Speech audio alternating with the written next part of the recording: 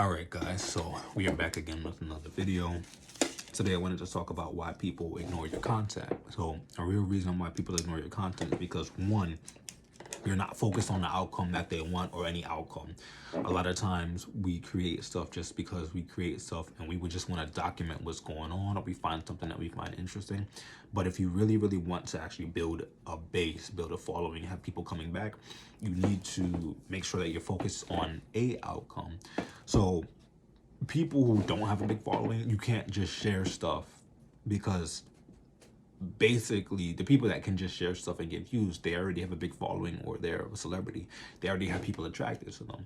But when you're a regular person or you're new to social media, you have to actually have a goal and post stuff that achieves that goal. So when I say have a goal can be maybe more views, a goal can be maybe more followers. So when it comes down to having more views, you need to post stuff that people actually want to see. When it comes to having more followers, the reason why people follow you is because you have something that is consistent that they constantly want to see.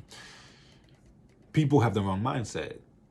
They have the mindset of a celebrity when it comes to posting, and the mindset of a celebrity is I should post it so people should just watch it. It doesn't work like that. The reason why people watch it when they're celebrities is because they already have that base, that status. So people constantly want to see what they're doing. But when you don't have that base, that status, people will come back they have to have a reason to come back. The reason why they can post stuff and they can post stuff and have people come back is because they already are unique. They're unique because they're a celebrity. But people will ask themselves, why should I keep watching your stuff if you're not unique? And you're not unique because there's a bunch of other people posting stuff. So that's why you really need to figure out what your goal is. Do you want more views? Do you want more followers? Do you want both? So you need to have an actual outcome. And there are different methods for different outcomes. So like I said before, if you want more views, your outcome should be based on things that relate to more views. So that relates to content that people actually want to see. So you need to do a poll, you need to ask people questions, you need to see patterns, what gets the most views. If you want followers, you have to actually have, once again, something that gets people to constantly watch. So that can be comedy, that can be educational stuff. It can even still be vlogs. The reason why I don't advise for vlogs is because you have to really, really stand out and be unique. So what people will do is they'll follow the same pattern of a lot of vlogs, and then they're not getting views. Why? Because they're not standing out. So that's why it's easier to do educational stuff, entertaining stuff, because it stands out on its own. It can be more unique versus a vlog, because with a vlog, it's more personal. And unless you have a really, really big brand, you're not going to get as much traction. But like I said, it's still very, very possible. But you need to have people coming back if you want follows. That's why they follow you, so they can come back and keep seeing stuff. When it comes down to views, you have to see what people actually want. And like I said, you look at what's trending, look at stuff even that you like, and just ask people. But you need to actually look at the patterns, what stuff people actually want to see, what stuff is interesting to them. That was the first thing. The second thing is, really ask them what they want. So this is more in terms of getting followers.